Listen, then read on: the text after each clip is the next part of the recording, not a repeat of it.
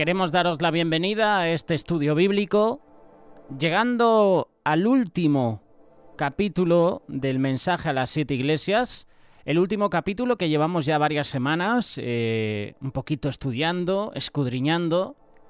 Llegamos también al último mensaje a las 7 iglesias. Hoy, mensaje a la iglesia de Laodicea. Apocalipsis capítulo 3, versículo 14. Y escribe al ángel de la iglesia en Laodicea: he aquí el Amén, el testigo fiel y verdadero. El principio de la creación de Dios dice esto: yo conozco tus obras, que ni eres frío ni caliente. Ojalá fueses frío o caliente, pero por cuanto eres tibio y no frío ni caliente, te vomitaré de mi boca. Porque tú dices: yo soy rico y me he enriquecido, y de ninguna cosa tengo necesidad. ¿No sabes que tú eres un desventurado, miserable, pobre, ciego y desnudo? Por tanto, yo te aconsejo que de mí compres oro refinado en fuego, para que seas rico, y vestiduras blancas para vestirte, y que no se descubra la vergüenza de tu desnudez. Y unge tus ojos con colirio para que veas. Yo reprendo y castigo a todos los que amo. Sé pues celoso y arrepiéntete. He aquí, yo estoy a la puerta y llamo. Si alguno oye mi voz y abre la puerta, entraré a él y cenaré con él y él conmigo. Al que venciere, le daré que se siente conmigo en mi trono, así como yo he vencido y me he sentado con mi Padre en su trono. El que tiene oído, oiga lo que el Espíritu dice a las iglesias.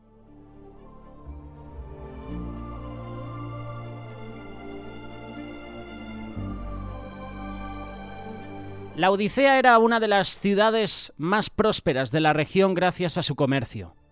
Estaba estratégicamente localizada en el encuentro de dos importantes rutas comerciales, la del este-oeste y la del norte-sur. Por eso se convirtió en una ciudad banquera, donde se intercambiaba todo tipo de moneda. Además, era conocida por varias industrias, entre las cuales estaba la fabricación de prendas de lana negra, al igual que un ungüento especial para los ojos que estaba hecho de rocas pulverizadas de la región. La ciudad era tan rica que se dieron el lujo de rechazar la ayuda del Imperio Romano cuando un terremoto devastó la región en el año 60 a.C. Ellos contaban con suficientes recursos propios para la reconstrucción. Hoy en día, si hay un terremoto, da igual la magnitud, siempre, otros países, siempre va a haber ayuda humanitaria. Aquí tenemos a una ciudad que no necesitaba ayuda de nadie. No necesitaba ni la ayuda del Imperio Romano. Laodicea era un pueblo rico, era orgulloso, era un pueblo autosuficiente, pero había algo que no tenía. Y te invito a que busques información a través de internet. Lo que no tenía Laodicea era agua. Ellos se vieron forzados a comprar agua de los pueblos vecinos, la cual era transportada a través de acueductos. A Colosa le compraban aguas frescas de manantiales. Por el contrario, el agua de Hierápolis era caliente, ya que provenía de fuentes termales. Pero para el tiempo en el que el agua llegaba a Laodicea, esta se volvía tibia. Antes de beberla, debían esperar a que el agua se enfriara, ya que si la tomaban tibia, producía náuseas.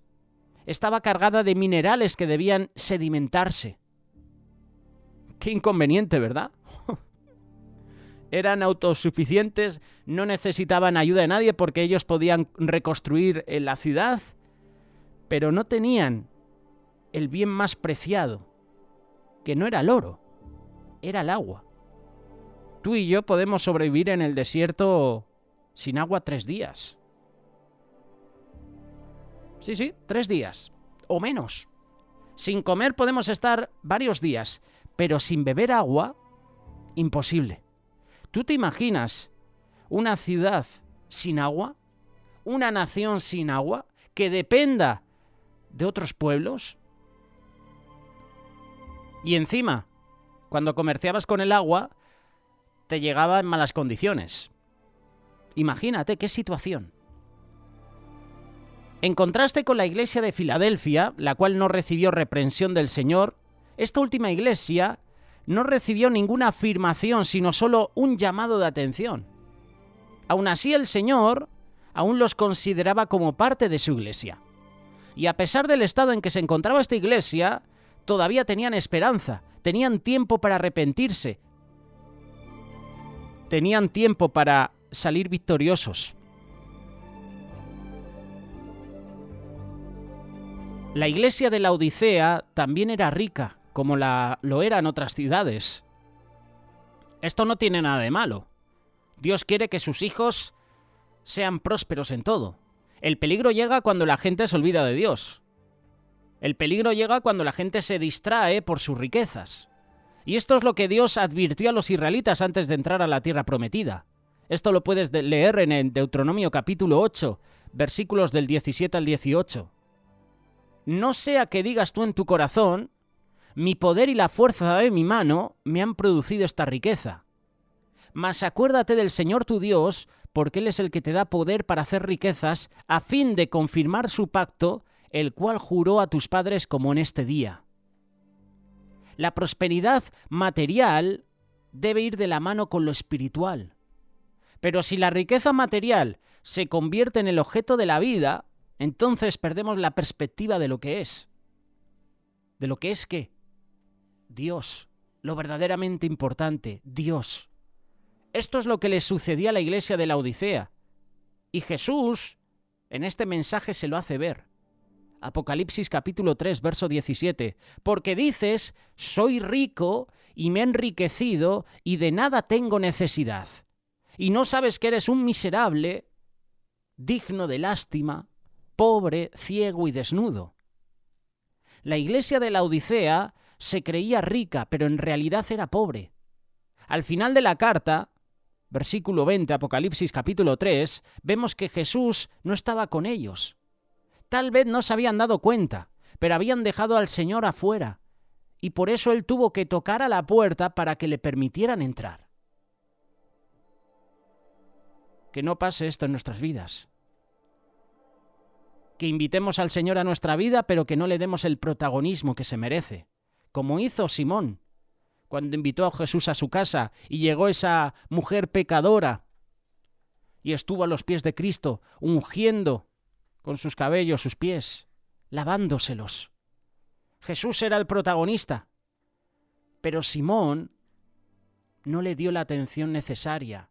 Solo Simón se refiere o tiene ese momento de conversación con Jesús cuando aparece en escena esta mujer. Cuidado que no pase esto en nuestras vidas. Que invitemos a Jesús a nuestro corazón, a nuestra vida, y no le demos el protagonismo que se merece, le dejemos fuera esperando. Hace poco hablábamos sobre Cleofas, ¿verdad? Este discípulo que iba por el camino de Emaús con otra persona que desconocemos su nombre. Ponte tú el nombre de esa persona. Y dice que cuando sus ojos fueron abiertos porque el que caminaba con ellos era Jesús, Cleofas le dice, quédate con nosotros, quédate en nuestra casa, quédate en este lugar.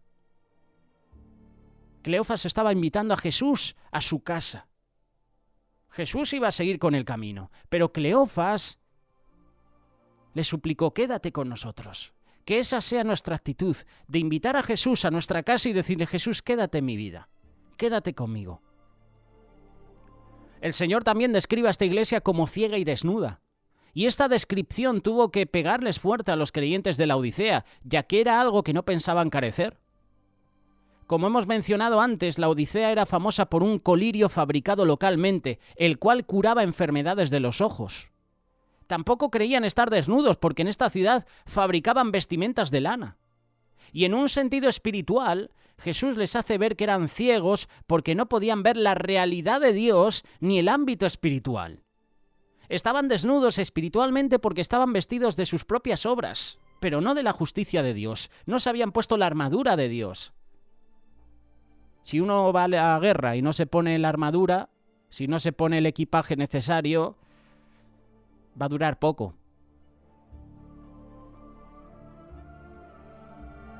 Pedro describe la ceguera como la carencia de las virtudes espirituales. Te invito a que lo leas. Segunda carta de Pedro, capítulo 1, versículos del 5 al 9. Por esta razón también, obrando con toda diligencia, añadid a vuestra fe virtud, y a la virtud conocimiento, al conocimiento dominio propio, al dominio propio perseverancia, y a la perseverancia piedad, a la piedad fraternidad, y a la fraternidad amor. Estas virtudes, al estar en vosotros y al abundar, no os dejarán estar ociosos ni estériles en el verdadero conocimiento de nuestro Señor Jesucristo, porque el que carece de estas virtudes es ciego o corto de vista, habiendo olvidado la purificación de sus pecados pasados. Esto es increíble. Una ciudad que tenían sus propios medicamentos para los ojos, una especie de colirio, pero que además tejían lanas, eran expertos en la lana, tenían estos materiales indispensables, pero el Señor les dice, estáis ciegos, estáis desnudos. ¿Cómo aplica Jesús lo espiritual a su parte natural, pero llevándolo a su parte espiritual? Esto es increíble. Los creyentes de la Odisea eran pobres, ciegos y desnudos espiritualmente. Eran ciegos porque no habían permitido que las virtudes del Espíritu Santo transformaran su carácter. Su falta de virtud se hacía evidente en la calle, y así quedaban desnudos con su pobreza espiritual expuesta ante todos.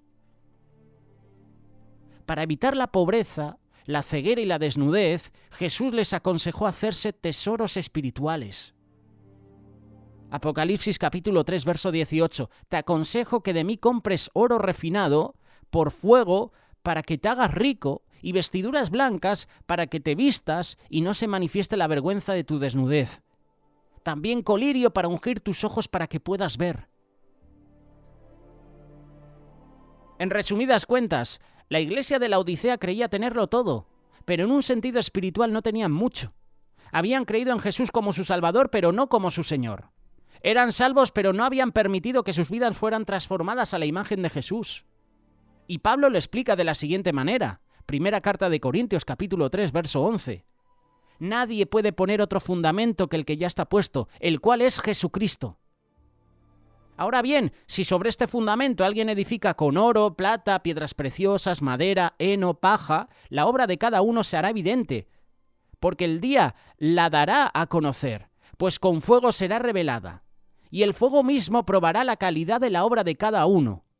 Si permanece la obra de alguno que ha edificado sobre el fundamento, recibirá recompensa. Si la obra de alguno es consumida por el fuego, sufrirá pérdida.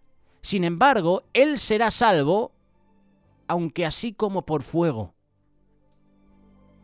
¿Cómo podemos comprar el tesoro espiritual? ¿Te has hecho esta pregunta alguna vez? Cuando lees este pasaje, cuando lees estos versículos, ¿cómo puedes comprar el tesoro espiritual? Isaías capítulo 55, versículos del 1 al 3, nos da una respuesta. Todos los sedientos, venid a las aguas, y los que no tenéis dinero, venid, comprad y comed. Venid, comprad vino y leche sin dinero y sin costo alguno. ¿Por qué gastáis dinero en lo que no es pan y vuestro salario en lo que no sacia? Escuchadme atentamente y comed lo que es bueno, y se deleitará vuestra alma en la abundancia. Inclinad vuestro oído y venid a mí. Escuchad y vivirá vuestra alma, y haré con vosotros un pacto eterno, conforme a las fieles misericordias mostradas a David. El tesoro espiritual, hermano y hermana que estás escuchando, es gratis. Todo lo que se necesita es tener hambre y sed, desearlo, anhelarlo. Y este deseo espiritual nos llevará a buscar a Dios y a escucharle, y Él saciará nuestra alma sin falta. Sin embargo, Él no nos da nada a la fuerza. Debemos quererlo para recibirlo. Jesús se presenta de la siguiente manera ante la iglesia de la Odisea. Apocalipsis capítulo 3, versículo 14. El Amén, el testigo fiel y verdadero, el principio de la creación de Dios. Amén, como ya sabes, es una palabra hebrea que significa seguridad, fidelidad, verdad. Y cuando uno dice amén es porque uno está seguro de algo, confirma que eso es verdad. En español se podría traducir como así es o así sea. Lo que parece imposible para Dios no es problema. Lo que Él promete lo cumplirá. Y esto mismo nos enseña Pablo en la segunda carta de Corintios, capítulo 1, versículo 20. Pues tantas como sean las promesas de Dios, en Él todas son sí. Por eso también por medio de Él, amén, para la gloria de Dios por medio de nosotros. Jesús es el amén. En Él se cumplen todas las promesas de Dios. Él las lleva a cabo y las lleva a su cumplimiento. También está hablando este versículo del testigo fiel y verdadero. Jesús también se describe como el testigo fiel, tal como se menciona en el capítulo 1, versículo 15, libro de Apocalipsis. Testigo es aquel que da testimonio de algo que vio, algo que presenció. Jesús es el único que ha visto a Dios, por lo tanto, nos puede revelar cómo es Él. Además, da testimonio de lo que ha oído del Padre y se lo transmite fielmente. Pero Jesús no solo da testimonio de Dios en palabras, sino que también en obras. Con su vida nos revela quién es Dios en medio de un mundo apartado de Él. La palabra griega para testigos es martus, que también se traduce como mártir. Los mártires son los testigos que están dispuestos a morir por la verdad. ¿Y quién es la verdad? Jesús es la verdad. Yo soy el camino y la verdad y la vida. Jesús fue perseguido por hablar la verdad, pero Él fue testigo fiel hasta la muerte. Y aún después de la muerte, en los últimos tiempos, nosotros seremos llamados a seguir su ejemplo, a dar testimonio de la verdad y a estar dispuestos a morir por ello. En su segunda venida, el Señor se presentará como fiel y verdadero. Apocalipsis capítulo 19, versículo 11. Y vi el cielo abierto y he aquí un caballo blanco, y el que lo montaba se llamaba fiel y verdadero, y con justicia juzga y hace la guerra. Esta descripción de Jesús contrasta con el estado de la iglesia de Laodicea, quienes estaban viviendo una falsedad, una fantasía. Se creían ricos pero eran pobres. Creían ver, pero eran ciegos. Por eso el Señor los llama a que abran sus ojos. Jesús también se presenta a esta iglesia como el principio de la creación de Dios. Y esto no quiere decir que fue creado de primero. Él es Dios. Más bien significa que Él estuvo a cargo de la creación. La palabra que se traduce como principio en griego es arque, que también quiere decir gobernante, jefe, principado, poder, dominio. Jesús no solo estuvo presente en la creación del mundo, sino que participó de una forma activa, como lo explica Juan. Capítulo 1, versículo del 1 al 3. En el principio existía el Verbo, y el Verbo estaba con Dios, y el Verbo era Dios. Él estaba en el principio con Dios, y todas las cosas fueron hechas por medio de Él, y sin Él, nada de lo que ha sido hecho fue hecho.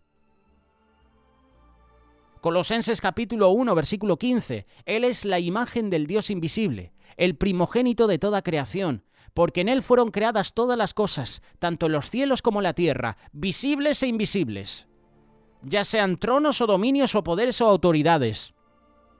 Todo ha sido creado por medio de Él y para Él. Y Él es antes de todas las cosas, y en Él todas las cosas permanecen.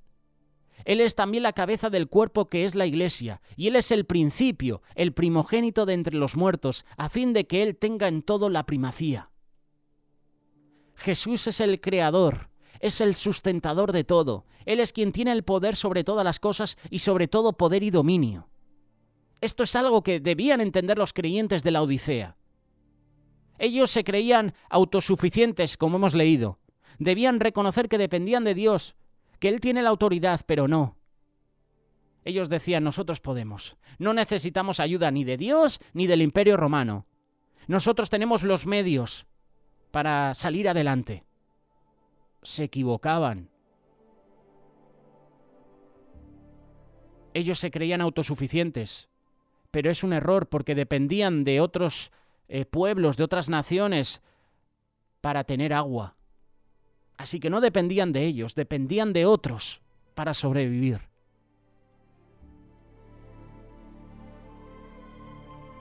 La crítica principal que el Señor hace a la iglesia de Laodicea es su conformidad, su tibieza. Yo conozco tus obras, que ni eres frío ni caliente. Ojalá fueras frío o caliente. Así, puesto que eres tibio y no frío ni caliente, te vomitaré de mi boca. Los creyentes de Laodicea entendieron muy bien la analogía del agua. Ellos sabían bien que no debían tomar el agua tibia porque les producía náuseas. ¿Tú has probado alguna vez agua del tiempo? No es lo mismo, ¿verdad?, que probar agua fresquita. Sobre todo cuando hace mucho calor. Jesús le explicó que esa misma reacción le producía a un creyente tibio. El Señor les dijo que aún era preferible que estuvieran fríos, y no porque fuera un estado mejor, sino porque así por lo menos se darían cuenta de su necesidad. Pues si alguien cree que está bien, entonces no tendrá la conciencia que debe cambiar o arrepentirse. Esto le pasó a Sansón. La fuerza, el Espíritu de Dios estaba sobre él, pero cuando lo perdió, cuando el Espíritu se apartó de él, Sansón pensaba que se iba a levantar de nuevo, iba a romper las cuerdas que le ataban. Él lo pensaba. Me levantaré y romperé estas cuerdas como ya hice en otras ocasiones. Pero el Espíritu de Dios se había apartado de él. Esto es lo que estaba pasando en la iglesia de Laodicea.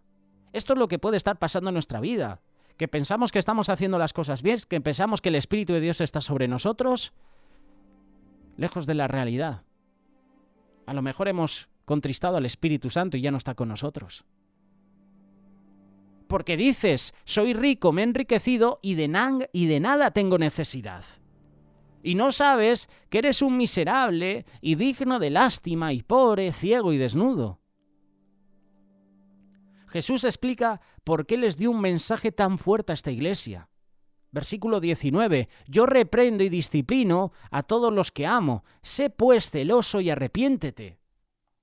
Cuando el Señor nos llama la atención, lo hace por amor. Nos exhorta para que rectifiquemos y nuestra actitud debe ser de recibir la corrección.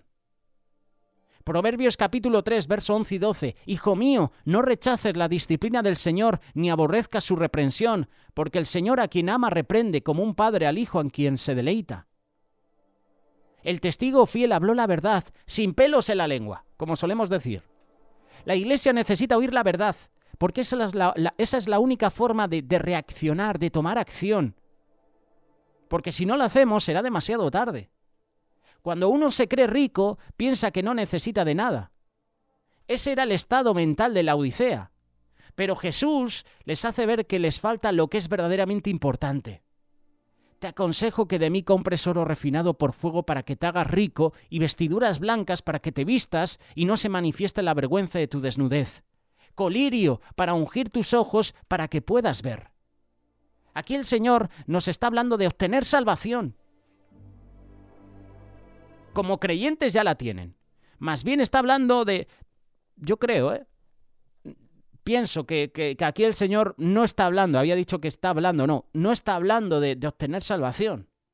Más bien está hablando de subir de nivel en la vida espiritual. Ellos se habían quedado como niños.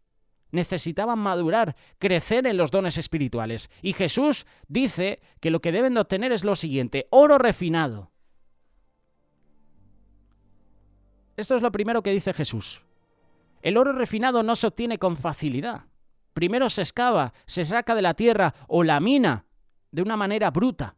Y después se debe limpiar y por último refinar pasándolo por fuego. El oro en la Biblia representa lo divino, autoridad, rey, liderazgo. Puede representar nuestra fe en Dios, la cual puede ser puesta a prueba. Y es fácil tener fe en Dios en las buenas, pero ¿quién sigue siendo fiel en medio de las pruebas y aflicciones? Allí es donde verdaderamente se debe ver nuestra fidelidad, en las pruebas, en las aflicciones. Como dice Pedro en su primera carta, capítulo 1, versículos 6 y 7. Nosotros podemos poner a prueba nuestra fe en la vida diaria o esperar a que sea puesta a prueba en la tribulación. Pero es mejor hacerlo antes para que descubramos si nuestra fe en Dios es real y profunda. O si es solo de labios. En vez de oro es paja. Oro refinado, pero también vestiduras blancas. Como hemos leído, en la Odisea se fabricaban vestimentas hechas de lana negra, pero el Señor les ofrecía algo mejor, vestiduras blancas. ¿Qué diferencia? Vestiduras finas y suaves. Y en Apocalipsis se explica que las vestiduras se emblanquecen con la sangre del Cordero. Apocalipsis capítulo 7, versículos 13 y 14. Luego de recibir la justificación como regalo del Señor, debemos comenzar a vivir con un buen testimonio, como es digno de los hijos de Dios, como la novia del Cordero. El Señor también dice, Apocalipsis capítulo 16, verso 15, «He aquí vengo como ladrón. Bienaventurado el que vela y guarda sus ropas, no sea que ande desnudo y vea su vergüenza».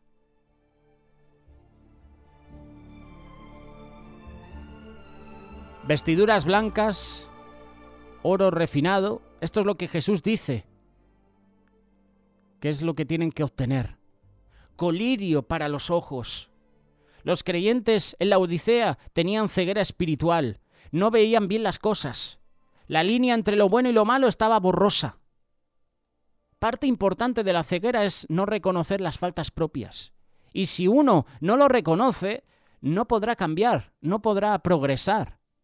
Y Pedro explica que el ciego es quien no tiene las virtudes del Espíritu. Segunda carta de Pedro, capítulo 1, verso 9. Porque el que carece de estas vestiduras, o mejor dicho, de estas virtudes, es ciego o corto de vista, habiendo olvidado la purificación de sus pecados pasados. Juan también dice que el ciego es el que no ama al prójimo. Primera carta de Juan, capítulo 2, versículos del 9 al 11. La medicina para la ceguera espiritual es el colirio. ¿Cuántas veces nos hemos echado colirio en los ojos? Las famosas gotitas, porque nuestros ojos se irritan o están cansados, se enrojecen. Pues la medicina para la ceguera espiritual es el colirio, es reconocer que necesitamos transformarnos a la imagen del Señor. ¿Quién ha alcanzado la medida de la estatura de la plenitud de Cristo? Mientras no lo hayamos hecho, tenemos algo que cambiar, tenemos algo que mejorar, tenemos algo que perfeccionar. Colirio para los ojos. Jesús dice también, compra de mí. ¿Dónde podemos comprar ese oro refinado? ¿Dónde puedes comprar las vestiduras blancas? El colirio. El Señor dice, te aconsejo que lo compres de mí. ¿Y cómo podemos comprarlo? ¿En dónde? ¿Con qué dinero? Isaías responde a esa pregunta. Gratuitamente. Jesús no espera que seamos ricos, pero sí espera que tengamos hambre y sed de Él. No espera que seamos perfectos, pero sí que seamos honestos y reconozcamos nuestra condición, pues solo así podremos cambiar y estar abiertos para recibir su ayuda. Es muy difícil que seamos perfectos. Es un proceso y es muy complicado. Pero qué bueno que podamos tener esa sed de Él, sed de Jesús. Por eso Él dijo que era la sal de la tierra y que nosotros somos la sal de la tierra. ¿Por qué lo dijo? Porque la sal produce sed. Y si tú y yo somos la sal de la tierra, tenemos que producir sed en los demás para que vengan a Jesús, la fuente de agua viva. Por eso Jesús dice que somos la sal de la tierra, porque nuestra función es producir sed en los demás. La iglesia de la Odisea creían que lo tenían todo, pero no tenían lo más importante. El Señor no estaba allí. Jesús estaba fuera de la iglesia y por eso estaba tocando a la puerta. Tal vez sin darse cuenta, poco a poco lo sacaron, lo desplazaron, lo echaron a un lado. Aún así Jesús no se olvidó de ellos y los llamó. Apocalipsis capítulo 3, verso 20. He aquí yo estoy a la puerta y llamo. Si alguno oye mi voz y abre la puerta, entraré a él, cenaré con él y él conmigo. Sentarse a comer en la misma mesa implica tener compañerismo cercano. Y en tiempos antiguos la gente no invitaba a comer a su casa cualquiera, sino solo a amigos de confianza o a un socio con quien hubiera hecho un pacto o una alianza. La referencia a comer con el Señor también tiene relación con las bodas del Cordero. Te invito a que leas Apocalipsis capítulo 19, versículos del 7 al 9. El Señor no solo quiere que participemos como simples invitados, sino que nos sentemos a su lado, en la mesa del novio, como la novia. Y esta idea también está relacionada con la promesa al vencedor. que esta es la parte final. La promesa para el vencedor es sentarse con el Señor. Yo quiero ser un vencedor, yo quiero obtener la victoria. ¿Por qué? Porque si la obtengo, me voy a sentar con el Señor, cuando venga como Rey de toda la tierra. Al vencedor le concederé sentarse conmigo en mi trono, como yo también vencí y me senté con mi Padre en su trono. Jesús nos invita a sentarnos a su derecha, como la novia, la esposa del Rey, la corregente, como dicen. De esto habló Jesús a sus discípulos la noche antes de morir. Lucas capítulo 22, verso 28. Vosotros sois los que habéis permanecido conmigo en mis pruebas, y así como mi Padre me ha otorgado un reino, yo os otorgo que comáis y bebáis a mi mesa en mi reino, y os sentaréis en tronos juzgando a las 12 tribus de Israel. Esa noche Jesús les explicó que en su primera venida Él se presentó como el Mesías sufriente, quien vino a morir por nuestros pecados, pero en su segunda venida aparecerá como el Rey de Reyes, el Señor de Señores, el Rey que vendrá a gobernar y a traer justicia a toda la tierra. Este es el mensaje que tenemos de la iglesia de Laodicea. Te hago una pregunta. ¿Eres frío o caliente? Dice la palabra, y hemos leído, que a los tibios Dios los vomitará de su boca. ¿Eres tibio también? La respuesta depende de ti. Si te has enfriado espiritualmente, si estás tibio, acércate al Señor, acércate a Jesús. Que ese fuego no se apague, aviva el fuego. Este es el mensaje para nosotros. Ahora viene lo difícil, ponerlo en práctica.